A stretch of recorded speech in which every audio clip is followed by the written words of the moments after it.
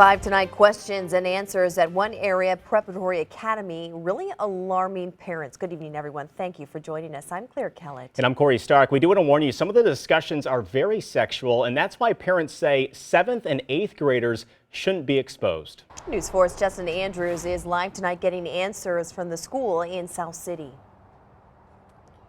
Yeah, school leaders right behind these doors tell me this was not an assignment. Still, parents off camera tell me they don't care what it was, their kid was exposed.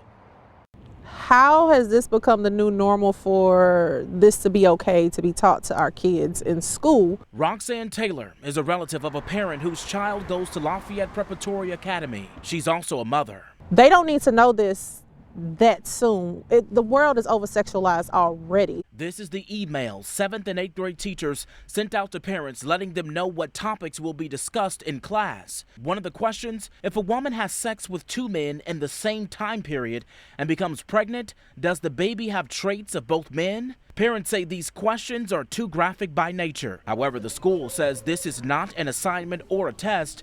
These are actually questions students submit anonymously, and teachers propose answers. It is a developmentally appropriate curriculum, and generally the questions are developmentally appropriate. These are the things that kids are hearing about and seeing, and so we want to give them objective, matter-of-fact answers to the questions they have. Susan Marino is the executive director of the kindergarten through 8th grade public charter school in Lafayette Square.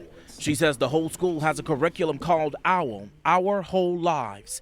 It's one that explores human development through the lens of changing bodies, growing up, and sexual health. Topics are sent to parents the day before the class conversations so it can be talked about at home and before school. Susan says all parents are given out a layout of the curriculum, including topics during enrollment, and parents have the option to not let their child be in the classroom while these topics are discussed. It's purposely built to be inclusive of all human diversity, and so it does include information about humans from all backgrounds. Meanwhile, Roxanne says parents likely don't know just how in-depth these classroom conversations will be. These were very intimate topics that were talked about and should be discussed between a parent and a child, or aunt or uncle, whomever is taking care of the child. I feel like they stripped that away from the parent to be able to have these intimate conversations.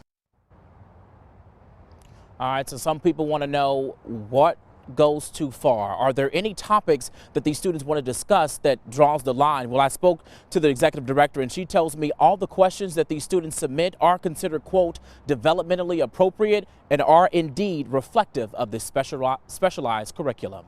We're live in Lafayette Square tonight. I'm Justin Andrews, News 4.